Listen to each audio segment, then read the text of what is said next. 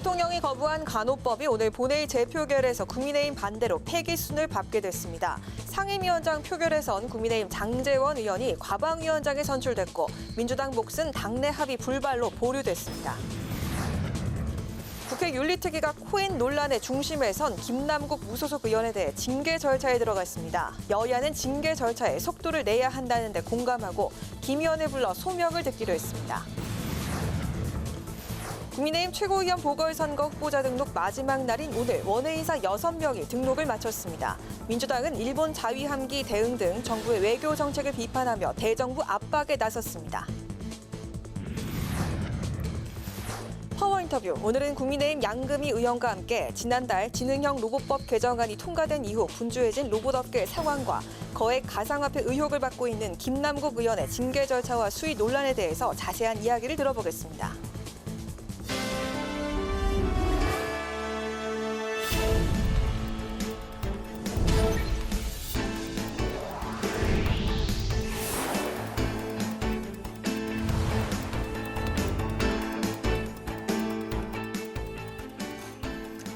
여러분 안녕하십니까? 5월 30일 화요일 국회 라이브 6 시작하겠습니다. 국회는 5월 임시국회 마지막 본회의에서 대통령이 거부권을 행사한 간호법 제정안에 대한 재표결을 진행했지만 국민의힘의 반대로 부결됐습니다. 오늘 본회의에서는 전당대회 돈봉투 의혹을 받고 있는 윤관석, 이성만 의원의 체포동의안도 보고됐습니다. 두 의원에 대한 체포동의안 표결은 다음 달 12일 이뤄질 예정입니다. 김동길 기자가 보도합니다. 윤 대통령이 거부권을 행사한 간호법 제정안은 폐기 수순을 밟게 됐습니다. 재의결을 위해서는 재적 의원 과반수 출석과 출석 의원 3분의 2 이상의 찬성이 필요한데 오늘 본회의에서 3분의 1 이상의 의석수를 갖고 있는 국민의힘이 반대표를 던지면서 부결된 겁니다. 간호법안 제2의 건은 총 투표수 289표 중 가 178표, 부 107표, 무효 4표로서 부결되었음을 선포합니다. 김진표 국회의장은 여야의 간호법안에 대한 조정안 마련을 주문했지만 제의 끝에 부결돼 국민들께 송구하다고 말했습니다. 그러면서 국민들에 대한 의료 서비스가 실질적으로 도움이 될 수 있도록 여야의 추가 논의를 당부했습니다. 여야 정부가 함께 마주 앉아 간호사의 처우 개선, 필수 의료 인력 부족의 해소, 의대 정원 확대, 의료 수가 현실화, 무이천 해소 등 지역 의료 기반 확충을 포함한 정책 대안을 마련해 주실 것을 당부드립니다. 국민의힘은 간호법은 직역들 사이에 갈등을 불러일으켜 국민들의 건강권 보호에 큰 악영향을 미칠 우려가 높은데도 민주당이 간호법을 밀어붙인 건 총선 승리표 계산 때문이라고 비판했습니다. 반면 더불어민주당은 의료계 직역 간 이해 다툼 문제가 아니라 국민들의 복원이 더 중요하다고 반박했습니다. 국민의힘은 앞으로도 직역 간의 중재와 설득을 포기하지 않겠습니다. 야당도 국민의 안전을 담보로 직역 간의 갈등을 부추기는 위험한 정치를 자제해 주실 것을 부탁드립니다. 모든 국민이 수준 높은 의료 서비스를 받는 것은 당연한 권리입니다. 간호법의 최대 이해 당사자는 의사나 간호사, 간호조무사가 아니라 아파도 병원에 가지 못하는 100만 명이 넘는 국민입니다. 오늘 본회의에서는 국민의힘 장제원 의원을 국회 과방위원장으로 새로 선출했습니다. 여야는 지난해 7월 행안위와 과방위 위원장을 번갈아 맡기로 합의해 행안위원장이었던 장 의원이 이번에 과방위원장을 맡게 됐습니다. 윤석열 정부의 국정과제 맨 앞에 있는 과학기술 분야의 발전, 과학기술 강국을 위해서 최선을 다하겠습니다. 이번에 교체 예정인 민주당 몫의 6개 상임위원장은 당내 합의 불발로 다음 본회의에서 선출할 예정입니다. 한편 전당대회 돈봉투 의혹으로 검찰 수사를 받고 있는 윤관석, 이성만 의원 체포 동의안이 오늘 본회의에 보고됐습니다. 두 의원 체포 동의안에 대한 표결은 여야가 합의한 6월 국회의사 일정에 따라 다음 달 12일에 진행될 예정입니다. 민주당은 당론을 정하지 않고 자율 투표에 맡길 방침인 것으로 전해졌습니다. 국회 방송 김동길입니다. 국회 윤리특별위원회가 코인 보유 거래 논란으로 더불어민주당을 탈당한 김남국 무소속 의원의 징계안을 상정하고 조속히 징계 수위를 결론 내기로 했습니다. 국민권익위원회는 국회에서 채택된 결의안에 따라 국회의원 가상자산 전수조사에 들어간다며 개인정보 활용에 동의해달라고 밝혔습니다. 장정현 기자가 보도합니다. 국회 윤리특위가 김남국 의원 징계안을 상정하고 특위 내 윤리심사자문위원회로 징계안을 회부했습니다. 윤리심사자문위가 여야 요청에 따라 한 달 안에 김 의원 징계안에 의견을 내면 윤리특위는 이후 징계 소위와 전체 회의 의결을 거쳐 이르면 7월 중 김 의원 징계안을 본회의 안건으로 올릴 것으로 전망됩니다. 윤리심사자문위원회에서 조속한 시일 내에 심사를 마무리해 주셔서 국민적 관심이 지금 여기 모여 있고 또 국민적 공분이 있는 이 사안이 하루빨리 적절하게 해소되기를 기대합니다. 자문위가 공전됨으로써 이 징계 절차가 지연되고 그것 때문에 김남국 의원에 대한 징계 문제에 같은 의원이라는 입장으로 해서 이렇게 좀 봐주는 거 아니냐 이런 생각이 들지 않도록 본인께서 그런 생각이 들지 않도록 최대한 서둘러 달라는 말씀을 드렸습니다. 국회의원에 대한 징계는 공개회의에서의 경고 또는 사과, 30일 이내 출석 정지, 제명 등 4가지. 이 가운데 가장 높은 수위의 징계인 제명은 본회의에서 재적 의원 3분의 2 이상, 즉 200명 이상 찬성이 있어야 가능합니다. 여야는 국민적 관심 등을 고려해 김 의원에 대한 징계 결론을 조속히 내려야 한다는 데 의견을 함께하고 윤리특위 전체 회의에 김 의원을 출석시켜 소명을 듣기로 했습니다. 출석해서 소명할 것을 요청했는데 출석을 거부했다. 그런 경우에는 상당히 징계 수위가 높아질걸요. 한편 국민권익위원회는 지난 25일 국회 본회의를 통과한 국회의원 가상자산 자진신고 및 조사 결의안에 따라 의원들의 가상자산 전수조사에 적극 임하겠다고 밝혔습니다. 다만 권익위는 조사에 착수하더라도 가상자산의 보안성과 기밀성으로 인해 현실적으로 관련 정보에 접근하기 어려운 만큼 의원들에게 개인정보 활용 동의서를 제출해 줄 것을 촉구했습니다. 국회 방송 장정현입니다.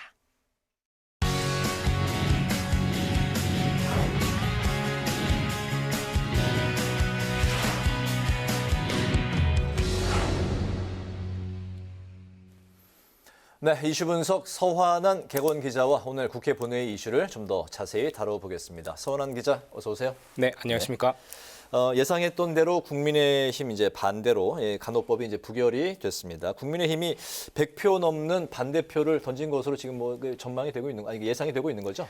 네, 그렇습니다. 사실 무기미용 투표였지만 어느 정도 예상된 흐름이기도 했었습니다.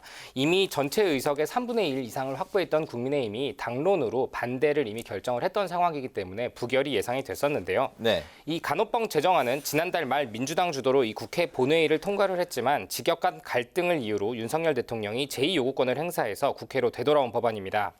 기존 의료법에서 이 간호사 관련 규정을 떼내어 새로 법을 만들고 이 간호사의 처우 개선 내용 등을 담는 게 핵심입니다. 하지만 이에 대해서 국민의힘 윤재욱 원내대표는 오늘 오전 열린 당 원내대책회의에서 더불어민주당이 간호법 재표결을 강행하면 이미 국민의힘은 부결로 당론을 정한 바 있다면서 이 강행하는 민주당에 대해서 다수의 힘으로 이 법안을 밀어붙이는 것은 제2요구권 행사를 요구해 이 정부와 여당의 정치적 부담을 가하고 내년 총선에서 승리하기 위한 표 계산 때문이라고 비판을 했습니다. 대통령이 거부권을 행사하고 또 재표결 때 여당이 반대를 하는 게 하나의 패턴이 되어가고 있는 듯합니다. 앞서 윤 대통령이 1호 거부권을 행사했던 양곡관리법 개정안도 지난달 국회에서 재표결을 했고 국민의힘의 반대로 최종 부결돼 폐기된 바 있습니다. 네, 민주당에서 이제 국민의힘 의원들 설득에 이제 공을 들였다고 하는데 결국 이제 그럼에도 불구하고 부결이 되면서 여당을 비판하는 목소리를 냈네요. 네, 그렇습니다. 사실 민주당은 오늘 오전까지도 계속 국민의힘 의원들에게 이 찬성으로 던져달라고 계속 설득을 했었습니다. 이 박강원 더불어민주당 원내대표는 오늘 오전 당 원내대책회의 때 여야 간 간호법 최종안을 마련하는 방안을 놓고 여러 차례 대화를 했지만 접점을 찾지 못했다면서 국민의힘에게 국민의 편에서 재투표에 임할 것을 다시 한번 각곡히 부탁드린다고 말했습니다. 또 간호법 찬성이 국민과의 약속이자 국민 건강권을 위한 일이며 이 국민 통합으로 나아가는 국정 운영의 기조를 보여주는 것이라며 윤석열 대통령과 여당에게 협치의 필요성을 강조하기도 했습니다. 또 투표에 앞서서 토론자로 나선 민주당 의원들 역시 윤석열 대통령이 대선 당시 내걸었던 공약이었기 때문에 지켜야 한다라고 주장을 했습니다. 하지만 결국 부결이 되면서 법안은 폐기 수순을 밟게 됐습니다. 그렇군요. 김남국 의원에 대한 징계 절차도 이제 합의점을 찾았는데 오늘 그 윤리특위를 보면 합의까지 간 과정 먼저 좀 정리부터 해볼까요? 네, 그렇습니다. 국회 윤리특위는 오늘 오전 10시 전체 회의를 열고 김남국 의원에 대한 징계 절차에 착수를 했습니다. 결과적으로 여야는 각자 제출한 김 의원의 징계안을 상정을 하고요. 특위 산하의 윤리심사자문위원회에 회부하기로 합의를 했습니다. 하지만 이 회의가 비공개로 넘어간 뒤에는 약간의 의견 차이가 있었습니다. 국민의힘은 자문위 회부 절차를 지키면 너무 긴 시간이 걸리니 이 여야 간사가 협의를 해서 본회의에 바로 제명안을 올리자고 주장을 했습니다. 국민의힘 간사인 이양수 의원은 윤리특위가 끝난 후 기자들과 만난 자리에서 자문위 기간을 많이 단축했으면 좋겠다는 생각으로 10일 정도의 기간을 주고 부족하면 연장하는 방안을 제시했는데 관철되지 못했다고 말을 했습니다. 민주당은 좀 더 상세한 확인이 필요하다는 입장을 고수했기 때문인데요. 민주당에서는 심도 있는 논의를 위해선 한 달 정도의 시간을 줘야 한다고 주장을 했습니다. 민주당 간사인 송기현 의원은 실제로 이 회의가 끝난 뒤 나온 자리에서 실질적인 심사가 이뤄져서 그것이 정확하게 국민의 뜻에 맞게 절차가 진행되고 결론이 나야 된다고 맞섰습니다. 그리고 그 결과가 오늘 회의에서 나온 결론입니다. 양당의 징계안을 모두 자문위에 올리되 국민적 관심이 큰 만큼 가급적 한 달 내로 결과를 보내달라는 의견을 첨부하는 선에서 절충점을 찾은 겁니다. 징계안은 원칙적으로는 최장 60일 동안 자문위원 심사가 가능하고 또 특위의 징계소위원회와 전체 회의를 거쳐서 최종 의결 절차를 밟습니다. 다만 양당에서 가급적 한 달이라는 절충점을 제시했기 때문에 60일까지 걸리지는 않을 것이라는 분석이 나옵니다. 네. 자문위가 원래 이제 60일 정도까지가 이제 가능한데 국민의힘은 10일 정도 플러스 알파, 민주당은 이제 한 달 정도 이상은 좀 시간을 줘야 된다 이런 입장 차이가 현재 있는 거군요. 그 자맹 중인 김남국 의원을 불러서 조사를 할 수 있을 것인가 여기에도 지금 현재 관심이 쏠리는 부분이죠. 네, 그렇습니다. 이 여야 윤리특위 의원들 모두 김남국 의원이 이 윤리특위에 출석을 해서 자신의 입장을 분명히 밝혀야 한다라는 점에 대해서는 이견이 없는 상황입니다. 네. 하지만 민주당 간사인 송기현 의원은 이 가능하면 김남국 의원이 직접 설명할 기회가 있으면 좋겠다고 생각은 하지만 윤리특위는 비공개이기 때문에 직접 할 수 없는 문제도 있다면서 다소 조심스러운 입장을 밝혔습니다. 때문에 출석하지 않을 가능성도 거론이 됩니다. 다만 이 민주당 소속의 변재일 윤리특위 위원장은 기자들에게 김 의원이 윤리심사자문위에 출석할 의무는 없다면서도 회의에 불참하면 어떻게 되는 것인가 라는 기자들의 질문에 대해서는 징계 수위가 높아질 것이라고 답했습니다. 때문에 김남국 의원이 어떤 선택을 할지 관심이 쏠립니다. 국회의원이 받을 수 있는 징계는 이 공개회의에서의 경고나 사과, 또 30일 이내의 출석 정지, 제명 등 4가지인데요. 본회의에서 의원직이 제명이 의결되려면 재적의원의 3분의 2 이상이, 또 나머지 징계가 의결되려면 재적의원 과반수 출석에 출석의원 과반수가 찬성해야 합니다. 그렇군요. 또한 그 간부들의 자녀 특혜 채용 비리가 불거진 선관위 역시 긴급 위원회의를 열고 개선 방안을 논의했다고요? 네, 그렇습니다. 선관위원회는 오늘 오전 노태학 선관위원장 주재로 긴급 의원회의를 열고 고위직 등 간부들의 자녀 특혜 채용 의혹에 대한 개선 방안을 논의했습니다. 노태학 선관위원 위원장도 기자들과 만난 자리에서 국민께 심려를 끼쳐 송구스럽게 생각한다며 위원회 입장을 내일이죠, 31일 밝히겠다고 밝혔습니다. 그동안의 이 정치적 중립성을 앞세워서 외부기관의 수사나 조사에 극도로 소극적인 태도를 바꿨다는 점에서 좀 주목할 만합니다. 정치권 안팎에서는 현재 밝혀진 자녀 채용 의혹 건수만 갖고도 선관위가 채용 과정에 개입이 없었다는 해명만으로 책임을 피하기는 어렵다는 목소리가 나옵니다. 하지만 이를 놓고도 역시 여야 간의 입장 차이는 있습니다. 김기현님 국내대표는 오늘 국회에서 기자들과 만난 자리에서 선관위 사무총장 또 사무차장 정도가 아니라 환골 탈퇴하는 형태의 대대적인 혁신이 반드시 필요하다면서 노태학 위원장이 물러나야 한다는 취지로 말했습니다. 하지만 이에 대해서 장철민 민주당 원내부대표는 정치적 중립성이 가장 요구되는 선관위원장에 대해서 국민의힘의 사퇴 요구가 도를 넘고 있다면서 노골적인 인사 장악을 통해서 선관위의 정치적 중립성을 침해하려는 불순한 의도라고 말했습니다. 이처럼 더불어민주당이 국민의힘에서 노태학 위원장에 대해서 잇따라 사퇴 요구를 하는 부분에 대해서 노골적인 선관위 장악 시도라고 비판을 하는 상황입니다. 네, 그렇군요. 오늘 이슈 분석 서완한 객원 기자와 함께했습니다. 서 기자 수고했습니다.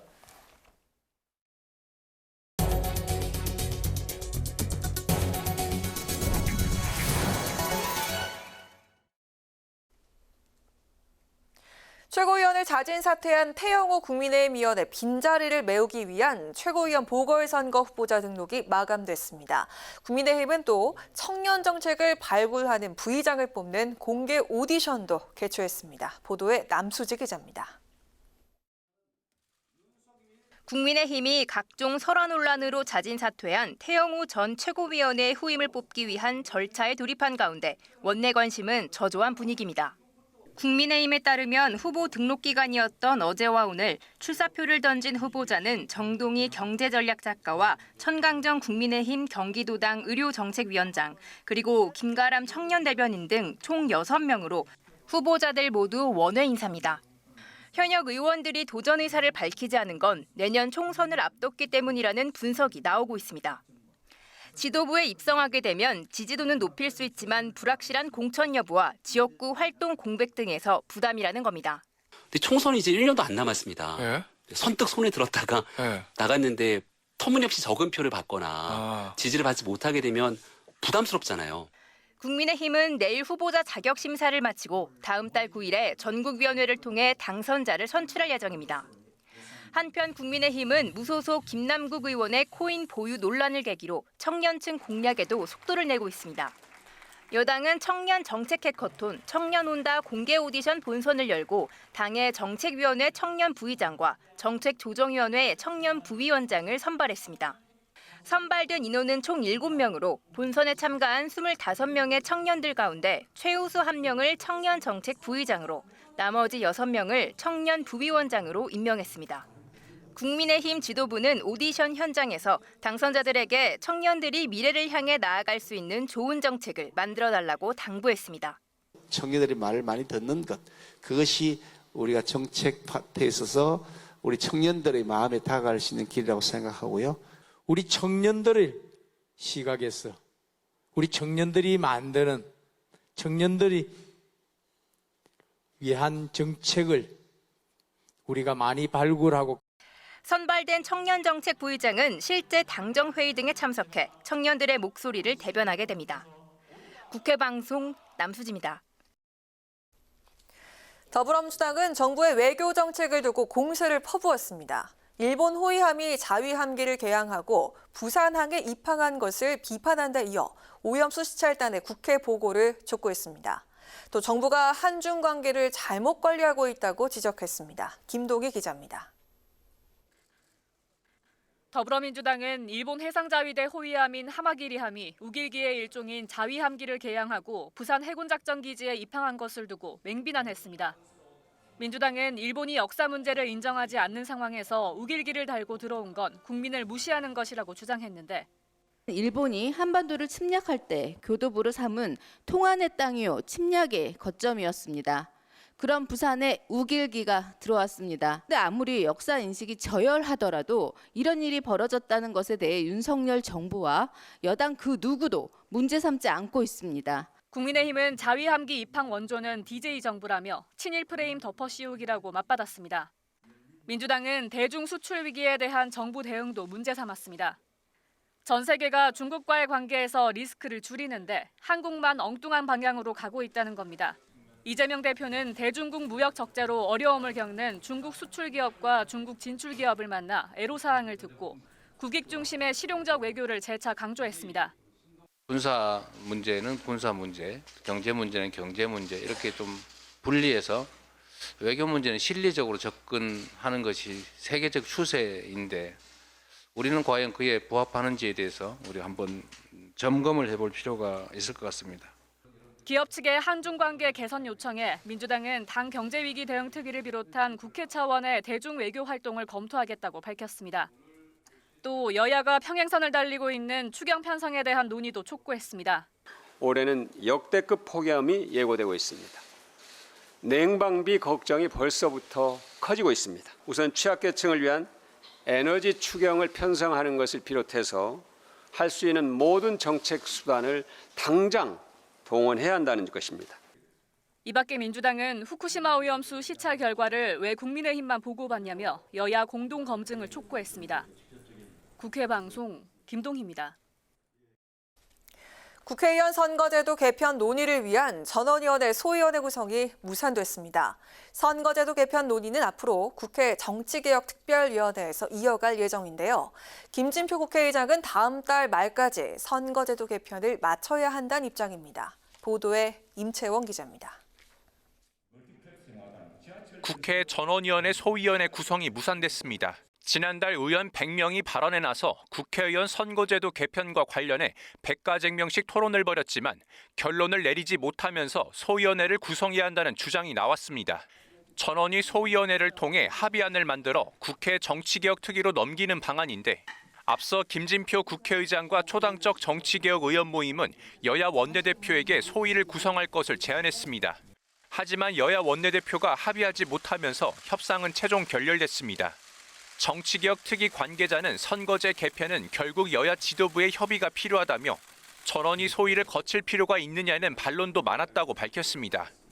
전원위 소위 구성이 무산되면서 국회 정치개혁 특위에서 선거제도 개편 논의를 이어갈 예정입니다. 앞서 김진표 국회의장은 6월까지는 선거제도 개편을 마무리한다고 강조했는데 도농복합형 선거구제가 여야의 선거제도 개편 협상에 있어 중요한 절충점이 될 것이라며 선거구 획정을 감안해 조속히 협상을 끝내야 한다고 밝혔습니다. 상반기 중에 선거법 협상이 끝나도 그 선거법 협상의 큰 틀을 본회의 의결을 거쳐서 정개특위에 보내면 정개특위가 그걸 가지고 선관위와 다시 그 선거법 내용에 대해서 협의하면서 실질적인 선거구 획정을 해야 됩니다. 한편 국회 정치개혁특위는 오늘 소위원회를 열고 국회의원 지역구나 구, 시, 군마다 지역당을 설치하는 방안 등을 논의했습니다. 국회방송 임채원입니다. 국민의힘이 환경노동위원회에서 야당 주도로 의결된 노조법 2, 3조 이른바 노란봉투법 본회의 부의 요구안에 대한 권한쟁의 심판을 청구했습니다. 여당 법사위 소속 의원들은 오전 헌법재판소를 방문해 권한쟁의 심판 청구서와 본회의 부의 의결 효력 정지, 본회의 상정 금지 가처분 신청서를 제출했습니다.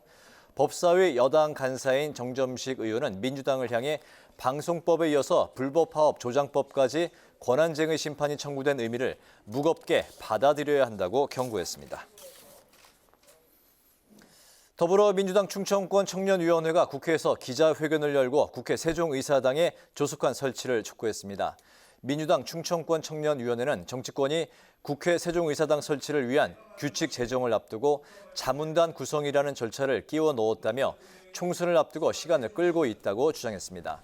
또 세종의사당 설치가 지역균형 발전을 위한 시대적 과제인 만큼 조속한 설치를 위해서 정치권은 설치 문제를 정치적으로 이용하지 말아야 한다고 강조했습니다.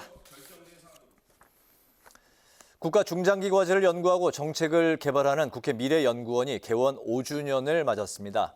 기념식에 참석한 김진표 국회의장은 국회가 국가 현안 과제를 해결하기 위해 연구하고 정책 대안을 제시해야 할 것이라며 국회 미래연구원의 막중한 사명이 달려있다고 격려했습니다.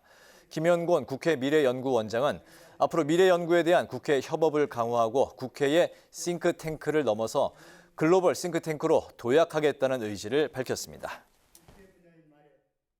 가결되었음을 선포합니다.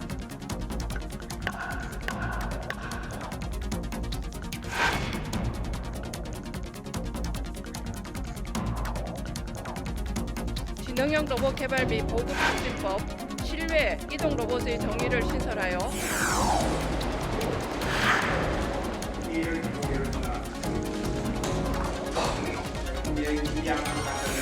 국회법, 국회의원 윤리강령, 국회의원 윤리실천규범을 현저히 위반한 김남국 의원의 징계안은 빠르게 진행되어야 된다고 생각합니다. 이게 신속하게 결정이 될 수 있도록 저희 국회가 빠르게 결정을 할 수 있도록 그런 노력을 우리가 같이 해야 될 것 같습니다.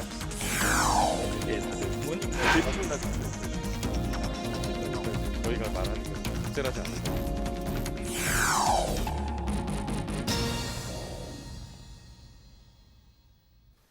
네, 국회 라이브 파워 인터뷰 시간입니다. 이제 자율주행 로봇이 배달한 음식과 물건을 받을 수 있는 시대가 코앞으로 다가왔는데요. 지난달 국회 본회의에서 지능형 로봇법 개정안이 통과됐기 때문입니다. 올해부터 배달 로봇의 사업화가 가능할지 또 인도를 거니는 만큼 안전 논란에 대한 대비책은 무엇인지 지능형 로봇법을 대표 발의한 국민의힘의 양금희 의원을 모시고 말씀을 들어보겠습니다. 의원님 어서 오십시오. 반갑습니다. 반갑습니다. 네. 로봇이라고 하면 참 그 최첨단 그런 기술과 이제 산업으로 인식이 되고 있는데 관련한 이야기 오늘 나누게 돼서 이제 기쁘게 생각을 합니다. 그 본회의에서 지능형 로봇법 개정안이 통과가 되면서 로봇 시장의 이제 반응이 굉장히 이제 뜨거운 걸로 알고 있는데요. 의원님께서 이제 이공계 출신 정치인이시고 전공도 전자공학을 굉장히 어려운 저 같은 사람은 이제 범접하기 어려운 그런 아주 복잡한 그런 이제 전공인데요. 어떻게 그 로봇 산업에 관심을 갖게 되셨고 또 지능형 로봇법 개정안이 어떤 내용인지 먼저 좀 들어볼까요? 우선 관심을 가지게 된 가장 큰 계기는 아마 실내에 식당에 가시면 로봇이 음식을 배달하는 장면들이나 호텔이나 아니면 이 공항에서 이동형 로봇을 보셨을 거예요. 네. 그런데 이제 이거는 실내에서만 로봇이 이동할 수 있는 거고요. 지금 현재의 이 법이 개정되기 전에는 실외에 로봇이 다닐 수가 없어요. 근데 이제 실내의 로봇 같은 경우는 지금 우리가 가격 경쟁력에서 중국에서 많이 뒤져가지고 실질적으로 어려움을 로봇계가 겪고 있었거든요. 그래서 실내 이동형 로봇 같은 경우도 우리가 빨리 상용화를 해서 사실은 이 기술이 미국의 기술을 100으로 봤을 때 우리나라 기술이 한 83.5% 정도쯤 됩니다. 기술의 수준이. 그래서 빨리 이제 상용화가 되면 기술도 끌어올려지고 또 산업에 대한 이니셔티브를 질 수 있으면 또 외국에 수출도 하고 그래서 앞으로 우리나라 미래 먹거리의 아주 중요한 부분을 차지하기 때문에 사실은 이 법을 발의하게 됐고요. 이 법은 보면 실내에 있는 로봇뿐만 아니라 실외의 로봇이 상용화를 하기 위한 규제를 없애는 그러한 내용을 담고 있습니다. 그중에 이제 첫 번째는 실외 이동형 로봇이라고 하는 것이 과연 어떤 것인가 하는 정의를 담고 있고요. 이미 현재 뭐 카페나 음식점에서 실내 로봇이 뭐 일명 그 서빙이라고 하고 맞습니다. 또 그 테이블까지 배달해 주잖아요. 맞습니다. 네네. 그리고 이제 지금 저희가 발의한 거는 실외 이동형 로봇에 관한 내용입니다. 그리고 이제 두 번째는 안전에 관한 인증이 필요하거든요. 이것을 어떻게 체계적으로 할 것이냐. 그다음에 세 번째 실외에 로봇이 다니게 됐을 때 혹시나 안전을 보장할 수 있는, 다시 말하면 다른 말로 표현하면 보험과 같은 것들을 어떻게 우리가 준비를 해서 안전하게 로봇이 실외에 인도에 다닐 수 있게 할 것이냐 하는 부분에 대한 규제를 풀어주는 그러한 법이라고 할 수 있습니다. 네, 우리의 기술력도 이렇게 가지고 있는데 사실 이전까지 국내에서 그 로봇이 사업화가 되기 어려운 상황이었는지 그게 궁금한데 실질적으로 어떤 문제나 한계에 부딪혔을까요? 이게 덩어리 규제라고 할 수 있는데요. 지금 이제 제가 그 지능형 로봇에 관한 법 말고도 이 이제 도로교통법을 이제 바꿔야 되고요. 왜냐하면 로봇이 실외를 다니게 되면 이게 차량으로 인정이 되기 때문에 사실은 인도에 다닐 수가 없어요. 그래서 이 법도 바꿔야 되는데 이번에 이것도 통과됐습니다. 그다음에 공원 녹지법도 바뀌어져야 되는데요.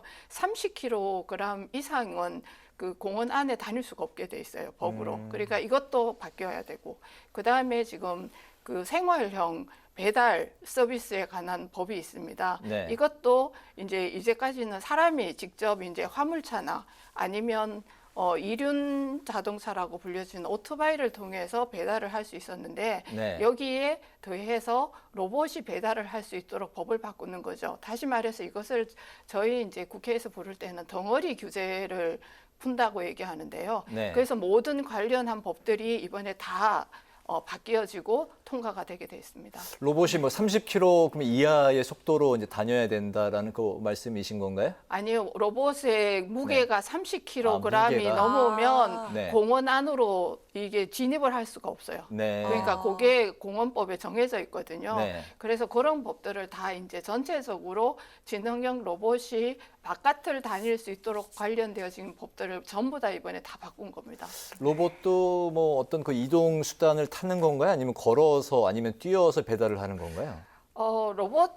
실내 로봇 보셨잖아요. 그러니까 네. 로봇이 이렇게 천천히 움직이는데 사실은 지금 현재 로봇으로 해가지고 뛰어간다는 거는 조금 어렵고요. 네. 대부분 보면 15km에서 30km 사이에 저속도로 이렇게 쭉 이렇게 이동하는 그런 모습을 갖게 되겠죠. 네, 근데 네. 이게 이제 앞으로 점점 기술이 발달하게 되면 뭐 조금 더 빠른 속도로 가겠지만 사실은 애완동물이나 사람과 부딪히는 안전상의 문제 때문에 네. 속도를 굉장히 낼 수 있도록 하는 부분에 대해서는 저희가 규제를 하는 걸로 그렇게 지금 준비를 하고 있습니다. 바로 그 안전성에서 좀 이제 걱정이 좀 우려가 좀 생기는 맞습니다. 부분이에요. 이게 네. 자율주행 로봇인데 자칫 네. 이게 뭐 작동이 고장이 났다거나 뭐 어쨌든 다니다가 뭐 사람이나 특히 이제 어린 아이들하고 이제 부딪혔을 경우 여러 가지 네. 좀 위험 요소에 대한 좀 우려가 생기네요. 당연히 그렇죠. 그래서 그 부분 때문에 안전 인증 체계를 갖다가 저희가 굉장히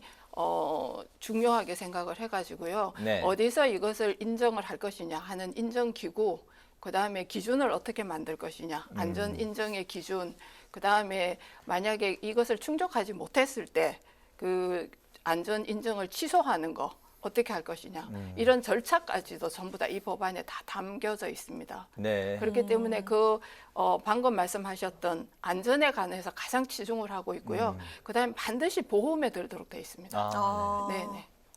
필수적으로 들도록 이 법에 보험이 담겨 정말 중요하겠네요. 네, 그렇습니다. 네. 네, 또 아까 말씀하신 것 중에 그 로봇이 차도가 아닌 도도 통행이 가능해진다 이렇게 말씀하셨는데 네, 이게 맞습니다. 올해 안에 가능해진다는 그런 말이 있습니다. 네, 그렇게 되면 이제 맞습니다. 앞으로 그 로봇 시장에 어떤 변화가 생길지 궁금해지는데요. 이 로봇 시장에 일대 혁신이 일어난다고 볼 수 있습니다. 이제까지는 투자를 하고자 대기하고 있었던 자금이 사실은 투자가 되지 않고 있었거든요. 그래서 네. 이제 이 기업에 투자가 되고 투자된 기업을 통해서 이제 생산에 착수가 되고 그다음에 생산되어지는 로봇이 실제 거리를 다니게 되는 그러한 일들이 생기게 되는 거죠. 그렇게 네. 되면 우리가 바깥에서 굉장히 많은 로봇들을 볼 수 있는, 그러니까 이게 법이 시행되고 한 6개월 되면은 바로 이제 이거 시행할 수 있도록 돼 있거든요. 그래서 올해 말에 이것이 실질적으로 이루어질 수 있는 모든 체계를 사실 다 만들었습니다.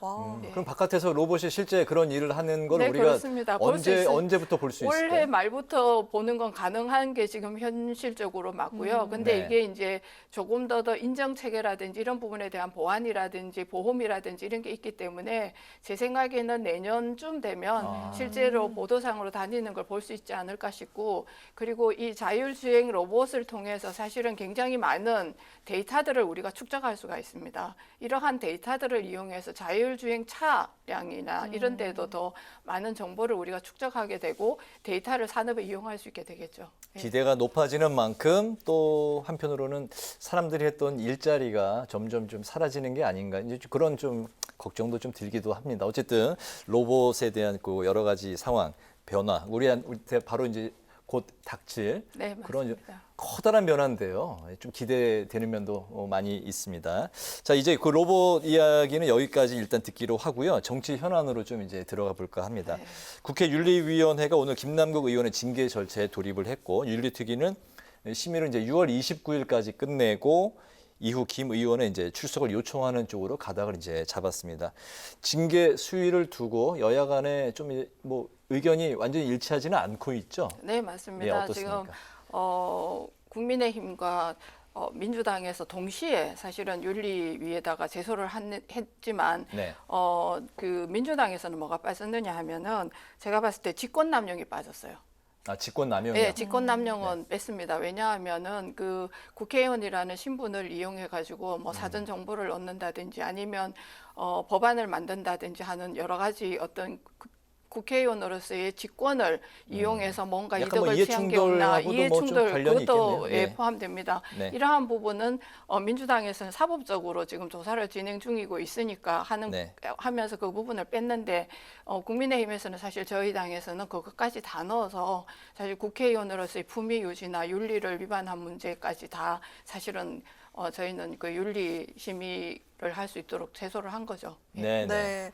자, 그 민주당 상황 짚어볼까 하는데요. 그 체포동의안 딜레마에 빠진 것 같습니다. 돈봉투 의혹에 연루가 됐던 윤관석, 이성만 의원에 대한 그 체포동의안이 오늘 본회의에 보고가 돼서 다음 달 10일 본회의에서 표결이 될 예정이라고 하는데 자, 내부에서도 좀 의견이 분분한 것 같아 보이거든요. 그 가부 결과 어떻게 예상하십니까? 이건 순수한 제 개인적인 네, 의견인데요. 저는 이번에는 통과될 것 같습니다. 왜냐하면 윤관석 의원이나 그다음에 이성만 의원 같은 경우는 지금 무소속으로 탈당돼 있는 상태고 사실은 민주당의 이재명계와 비이재명계가 사이에서 굉장히 딜레마에 빠져 있는데 사실 이걸 통과시키지 않았을 때 민주당에 오는 타격이 굉장히 큽니다. 왜냐하면 부패한 정당 그리고 부패한 부분에 대해서 어떤 도덕적 불감증에 대한 국민들의 어떤 그 심판 이런 부분 그리고 총선을 바라보는 시각 때문에 아마 이거는 개인적으로 의원들 중에서 대부분의 의원들이 그 부분에 대한 고민을 하지 않을까 민주당 의원들이 그렇기 때문에 통과될 가능성이 저희는 있다고 보는 거죠. 이건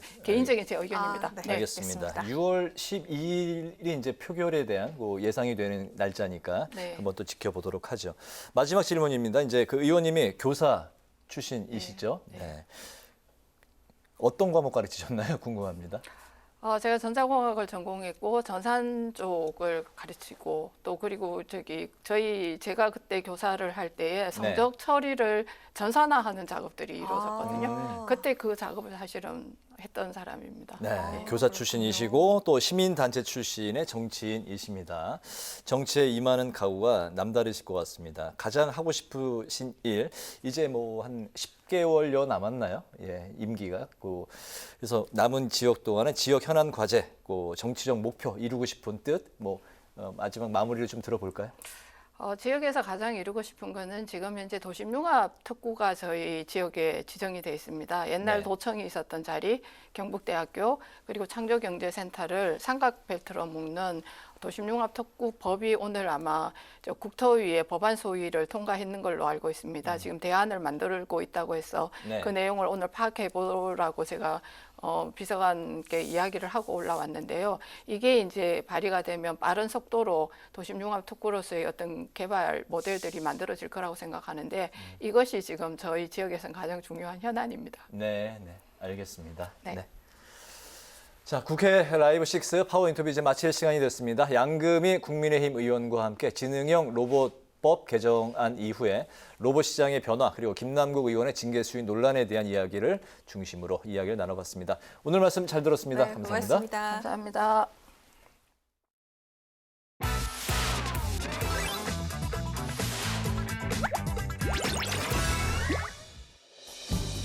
(5월 30일) 강아랑이 전해주는 정치권의 뜨거운 말말말 강아랑의 정치랑입니다. 첫 번째 정치랑은요. 우길기 세계가 용인입니다. 일본 해상자위대 호위함 하마기리함이 우길기와 비슷한 자위함기를 개양한 채 어제 부산 해군작전기지 입항해서 논란이 커지고 있는 가운데 여야 공방이 가열되고 있습니다. 독일 철집자기를 세계가 용인하는 것처럼 일본 우길기도 세계가 용인을 합니다. 문재인 정부도 용인해 온 거를 또 새삼스럽게 지금 인공기도 허용하는 판에 제가 이제 욕들을 각오하고 말씀을 드리는 거죠. 강제동원 문제에 대한 면죄부, 후쿠시마 오염수 방류 문제에 대한 모호한 태도를 모두 고려하면 이런 상황에서 우길기를 단 자위대함의 입항을 허용하는 것이 맞습니까? 윤석열 정부는 오늘 국민의 자존심을 짓밟았습니다. 우길기 논란의 우길기가 아닌 자위함기고 일본 함정이 자위함기를 개양한 채로 방한하던 게 국제 관례라면서 이를 문제 삼진 않겠다는 국방부 방침을 두고도 민주당의 비판이 이어졌는데요. 국방부의 답변은 더욱 가관입니다. 일본의 함정에서 펄럭이고 있는 깃발이 우길기와 형태가 조금 다르다는 이유로 우길기가 아니라고 말하고 있습니다. 과거 침략의 상징이 부산 앞바다에 들어온 것에 대해 아무 말 하지 않고 오히려 두둔하고 있는 것입니다. 거짓 프레임을 씌워 또다시 옥시에무민하고 있습니다.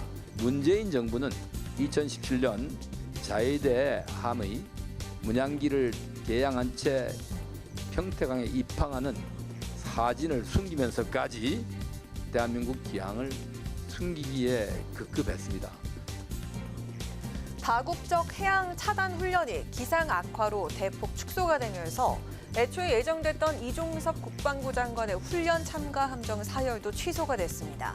많은 논란을 낳은 우길기 모양의 자위 함기를 개항한 일본 함정은 내일 새벽에 훈련 뒤 본국으로 돌아갑니다.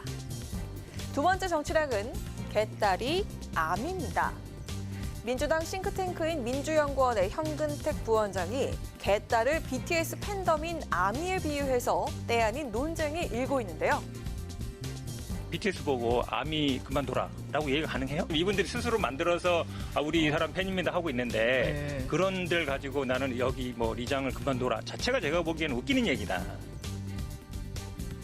김웅 국민의힘 의원은 현근택 부원장 발언 기사를 공유하면서 완전 선맘내라며 아미가 수박개더냐라는 해시태그를 달았고요. 김병욱 국민의힘 의원 역시도 BTS가 돈봉투 뿌리고 룰 고쳐가면서 정상에 올랐느냐면서 기막힌 정신 승리라고 반발했습니다. 일종의 예시로 BTS와 아미의 관계를 가져온 것이지만 성격이 다른 집단을 이재명 대표와 개딸의 관계 비유에 쓴 것은 적절치 못했다는 지적인 건데요. 같은 당의 박용진 의원도 개딸과 아미의 차별성을 강조했습니다. BTS 팬덤은 정말 착한 일 많이 하더라고요. 남 공격하기보다는 좋은 얘기를 많이 하려고 그러고 선행을 베풀려고 그러고 그리고 자기들의 행동 때문에 자신들이 좋아하는 연예인이 다치거나 공격당하거나 평가절하되거나 할까봐 두려움에 떨고 있는 분들이더라고요. 아미처럼만 해주신다 그러면 왜 이장직을 사퇴하라고 그러겠어요? 이후 박용진 의원이 개딸을 향해 건강한 토론과 대화로 합의점을 찾아가자면서 손을 내밀었습니다. 개딸로 상징되는 이 대표 팬덤과 관련된 이딴 당내 논란이 대화와 타협으로 해법을 찾아갈 수 있길 바라겠습니다. 지금까지 강아랑의 정치랑이었습니다.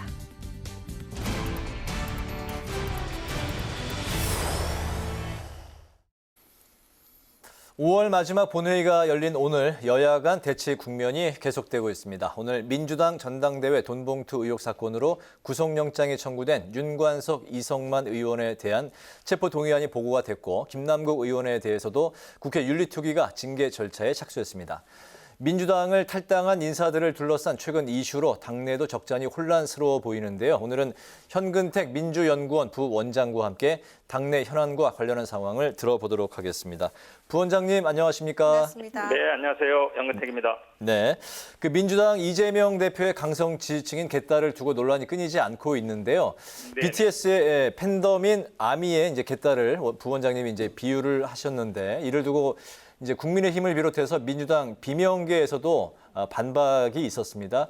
자신이 사랑하는 스타를 위해서 선행을 베풀었던 아미와 개딸의 공격성은 좀 근본이 다른 게 아니냐 이런 주장인데요. 부원장님이 어떤 뜻으로 하신 말씀이고 그리고 이런 반박에는 또 어떤 입장이실지 들어볼까요? 뭐 본질을 좀 벗어난 주장들을 하고 있는 것 같아요. 그러니까 제가 그 인터뷰를 자세히 보시면 네. 노무현 대통령한테 노사모를 그만두라고 할 수 있느냐. 박근혜 대통령한테 박사모를 그만두라고 할 수 있느냐. 마찬가지로 이재명 대표한테 이장을 그만두라고 할 수 있느냐. 이런 같은 논리다. 거기에 보면 결국은 팬클럽이라는 거는 자발적으로 만드는 것이기 때문에 그거를 팬클럽을 누구를 지지해서 자발적으로 만드는 사람들한테 그걸 그만두겠다. 이렇게 하는 건 불가능하다. 그럼 뭐 BTS한테 아미도 같은 존재 아니냐. 이렇게 얘기한 거거든요. 네. 근데 그걸 가지고 뭐 개딸과 아미가 같니 다르니 그거는 제가 보기에는 의미 없는 얘기고요. 그러니까 자발적으로 만든 지지 그룹이다. 이제 그거를 강조한 겁니다. 그리고 지금 뭐 개딸의 공격성을 얘기하는데 저는 이제 박용진 의원은 어디 방송 같은 데 나가시면 뭐 이재명 대표를 마음대로 뭐 비판하고 공격하지 않습니까? 근데 당원들이 그러면 본인에 대해서 뭐 비판하거나 공격하는 거는 그걸 공격이라 그래요. 저는 이제 공격이라고 보지 않습니다. 비판이라고 보는데 당연히 뭐 국회의원도 당대표를 비판할 수 있죠. 그거와 마찬가지로 당원도 국회의원들을 비판할 수 있습니다. 그게 저는 차별성이 있다고 보지 않아요. 근데 그거를 본인은 당대표를 뭐 마음대로 공격할 수 있고 비판할 수 있고 근데 당원은 본인들을 뭐 비판하면 안 된다. 이렇게 보는 거는 좀 문제가 있다고 보입니다. 네.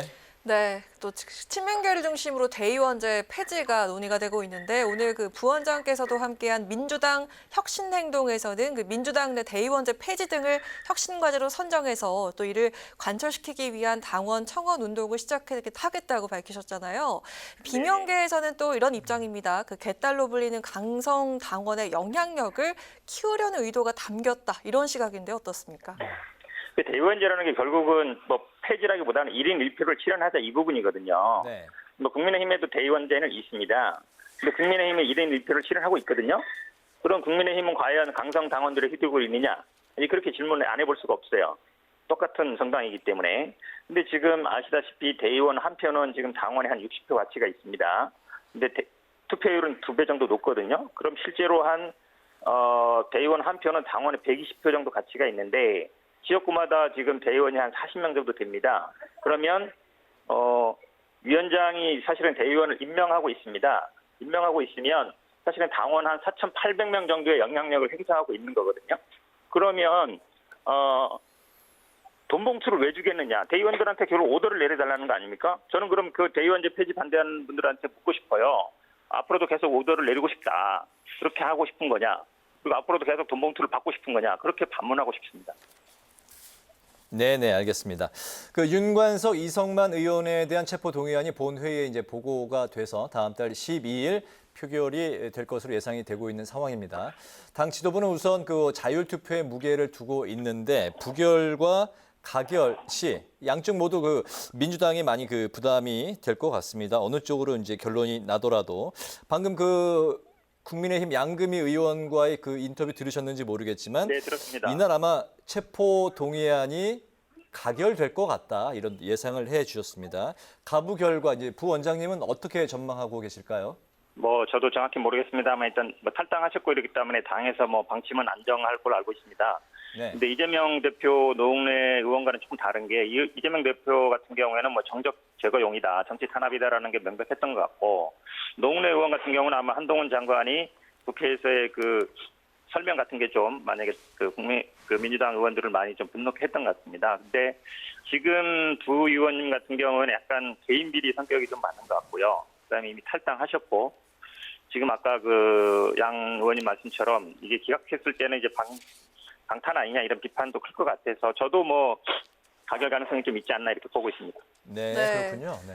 네, 또 그런가 하면 그 윤관석 의원이 산자위원장 사임 요청에 계속 거절을 하다가 결국 사임을 했지만 김남국 의원이 여전히 그 법사위원직을 유지하는 것에 대해서도 여당 측 비판이 거센 상황인데요. 어떻습니까? 네.